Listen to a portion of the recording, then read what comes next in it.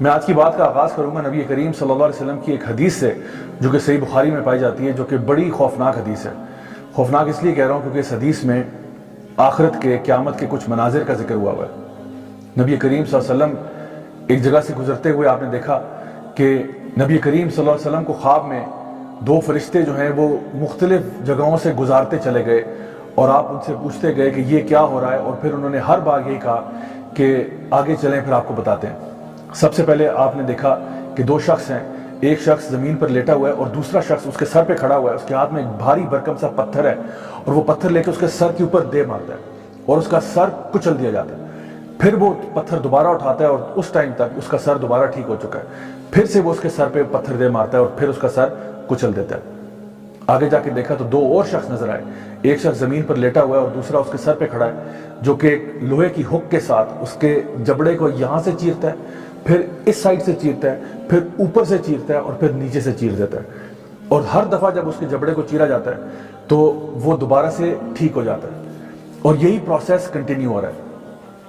آگے گئے تو دیکھا کہ ایک دور ایک تندور ہے، اس تندور میں سے چیخو پکار کی آوازیں آ رہی ہیں۔ اندر دیکھا تو مرد اور عورتیں وہاں پہ موجود ہیں جو کہ برہنہ حالت میں بغیر لباس کے ہیں، اور وہ اندر پکائے جا رہے ہیں۔ اس کے آگے گئے تو دیکھا ایک تالاب ہے خون کا بھرا ہوا، اور اس تالاب میں ایک شخص تیر رہا ہے، اور جب بھی وہ تالاب کے کنارے تک پہنچتا ہے تو ایک شخص اس تالاب کے کنارے پہ کھڑا ہوا اس کے منہ کے اوپر ایک پتھر دے مارتا ہے، اور اس پتھر کے زور کی وجہ سے وہ دور چلا جاتا ہے۔ پھر وہ پتھر کو اپنے منہ میں دوبارہ کنارے تک پہنچتا ہے، وہ شخص اس کے منہ سے پتھر نکالتا ہے اور پھر اتنی زور سے اس کے منہ پہ دے مارتا ہے کہ وہ پیچھے جا لگتا ہے، پھر وہ پتھر کو لے کے واپس آتا ہے، اور یہی پروسیس ریپیٹ ہوتا چلا جا رہا ہے۔ آگے آپ جاتے ہیں تو آپ دیکھتے ہیں کہ ایک بہت ہی بھیانک قسم کا ایک شخص ہے جو کہ ایک آگ کے ارد گرد چکر لگا رہا ہے۔ اس سے آگے جاتے ہیں تو دیکھا ایک بڑا ہی خوبصورت باغ ہے، بہت خوبصورت، اور اس باغ کے اندر ایک اونچا سا درخت ہے، اور اس درخت کے ساتھ ایک لمبا سا بہت خوش شکل انسان ہے، اور اس انسان کے ارد گرد بہت سارے بچے جو ہیں وہ کھیل رہے ہیں اور انجوائے کر رہے ہیں۔ آگے جاتے ہیں تو دیکھتے ہیں کہ کچھ ایسے لوگ ہیں جن کا آدھا جسم جو ہے وہ بہت ہی خوبصورت ہے اور آدھا جسم انتہائی بدصورت ہے۔ نبی کریم صلی اللہ علیہ وسلم جب ان کے بارے میں پوچھا کہ آخر یہ لوگ کون ہیں، تو فرشتوں نے اب بتانا شروع کیا کہ جو سب سے پہلے آپ نے دو لوگ دیکھے تھے جس میں ایک شخص دوسرے کا سر پتھر سے کچل رہا تھا، یہ اس شخص کا سر کچلا جا رہا تھا جو قرآن تو پڑھتا تھا لیکن اس پر عمل نہیں کرتا تھا، اور جو نمازوں کو بے پرواہی کے ساتھ اور لاپرواہی کے ساتھ ادا کرتا تھا یا ادا ہی نہیں کرتا تھا۔ دوسری طرف ان کا ذکر کیا وہ شخص جو دوسرے کے اوپر اس کا جبڑا چیر رہا تھا ہک کے ساتھ، یہ بتایا یہ اس شخص کا منہ چیرا جا رہا ہے جو دنیا میں جھوٹ بولتا تھا، اور اتنا جھوٹ بولتا تھا کہ اس کا جھوٹ پوری دنیا میں پھیل جاتا تھا۔ آج سوشل میڈیا کے ذریعے ہم یہ بات اچھی طرح جانتے ہیں کہ جھوٹ کتنی جلدی سے پوری دنیا میں پھیل سکتا ہے۔ پھر ان کا جب سوال کیا کہ وہ لوگ جو کہ تندور میں تھے برہنہ حالت میں، یہ لوگ آخر کون تھے، تو بتایا گیا یہ دنیا کے وہ لوگ ہیں جو زنا کیا کرتے تھے، مرد ہوں یا عورتیں ہوں۔ پھر اس شخص کے بارے میں پوچھا جو کہ خون کے تالاب میں تیر رہا تھا اور اس کے منہ کے اوپر بار بار پتھر مارے جا رہے تھے، تو بتایا گیا یہ امت کا وہ شخص ہے جو سود کا کاروبار کرتا تھا، یعنی کہ ربا میں یا انٹرسٹ میں ڈیل کرتا تھا۔ پھر ان کا پوچھا گیا وہ شخص جو کہ ایک بھیانک قسم کا انسان ہے جو کہ آگ کے ارد گرد چکر لگا رہا ہے، تو بتایا گیا کہ یہ جو ہے اصل میں جہنم کا داروغہ ہے، مالک، دا گیٹ کیپر آف ہیل۔ پھر پوچھا ان شخص کا وہ جو بہت خوش شکل تھے، ایک اونچے سے درخت کے ساتھ کھڑے ہوئے تھے اور ان کے ارد گرد بہت سارے بچے بھاگ دوڑ رہے تھے، تو بتایا گیا کہ یہ اصل میں ابراہیم علیہ السلام ہے، اور ان کے ارد گرد وہ سارے بچے ہیں جو کہ بالغ ہونے سے پہلے ہی فوت ہو گئے، یعنی کہ فطرت کے اوپر فوت ہو گئے۔ پھر آگے جا کے وہ لوگ جو کہ آدھے خوبصورت ہیں اور آدھے خوبصورت نہیں ہیں، یہ وہ لوگ ہیں جو دنیا میں اچھے کام بھی کرتے تھے اور اسی کے برابر برے کام بھی کرتے تھے۔ تو پھر ان لوگوں کو کہا جائے گا کہ حوض کوثر میں جا کے ڈوب کے ایک دفعہ آ جائیں، اور پھر جب وہ وہاں سے آئیں گے تو پھر ان کے پورے جسم جو ہے وہ صاف ستھرے ہو چکے ہوں گے اور وہ خوش شکل ہو جائیں گے۔ مائی ڈیئر بردرز سسٹرز، یہ حدیث میں نے آپ کو اس لیے سنائی ہے تاکہ ہمیں سمجھ میں آ جائے کہ جو بھی ہم دنیا میں اعمال کر رہے ہوتے ہیں، ایسا نہیں ہوتا کہ ان کا کوئی حساب کتاب نہیں ہوگا۔ جس قسم کا عمل انسان نے دنیا میں کیا ہوتا ہے، ہو سکتا ہے کہ اس کی سزا اس کو دنیا میں مل جائے، اور ہو سکتا ہے کہ دنیا کے علاوہ آخرت میں بھی مل جائے، تو اس لیے گناہوں سے بچنا ہی ضروری ہے۔ اللہ سبحانہ تعالیٰ فرماتے ہیں قرآن مجید میں سورہ طلاق سورہ نمبر 65 آیت نمبر 2 اور 3 میں وَمَن يَتَّقِ اللَّهَ يَجْعَل لَّهُ مَخْرَجًا وَيَرْزُقْهُ مِنْ حَيْثُ لَا يَحْتَسِبُ وَمَن يَتَوَكَّلْ عَلَى اللَّهِ فَهُوَ حَسْبُهُ، کہ جو شخص بھی اللہ کا تقوی اختیار کرے گا، یعنی گناہوں کو چھوڑ دے گا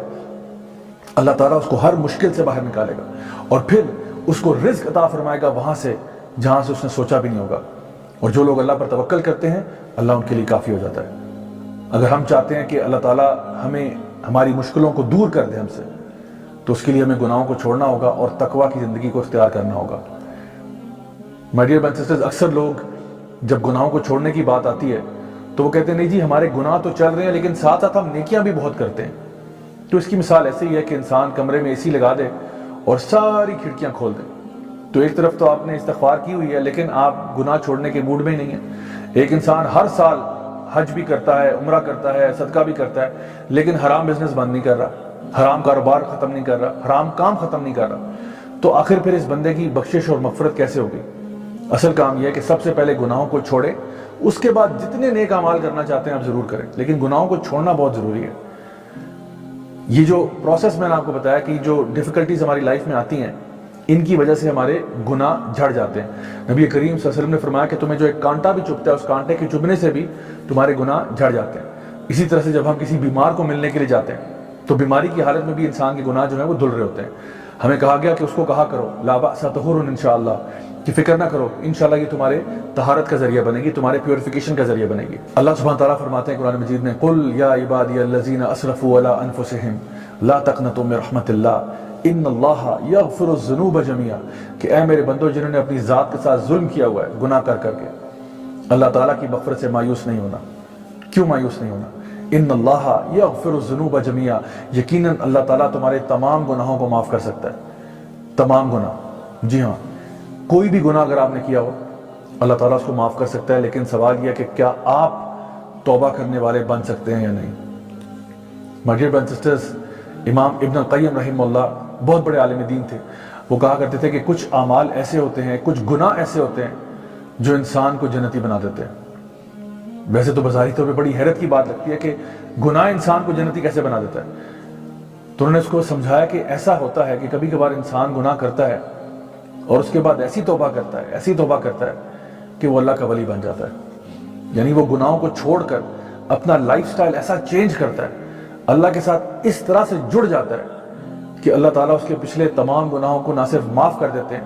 بلکہ اس کے گناہوں کو نیکیوں میں بدل دیتے ہیں اور اللہ تعالیٰ اس سے محبت کرنے لگتے ہیں. ان اللہ یحب التوابین ویحب المتطہرین, یقیناً اللہ محبت کرتا ہے ان گناہگاروں سے جو توبہ کر لیں. تو my dear brothers and sisters, انتظار کس بات کا ہے, دیر کس بات کی ہے؟ جب تک ہماری سانس میں سانس ہے آئیے ہم فیصلہ کریں کہ انشاءاللہ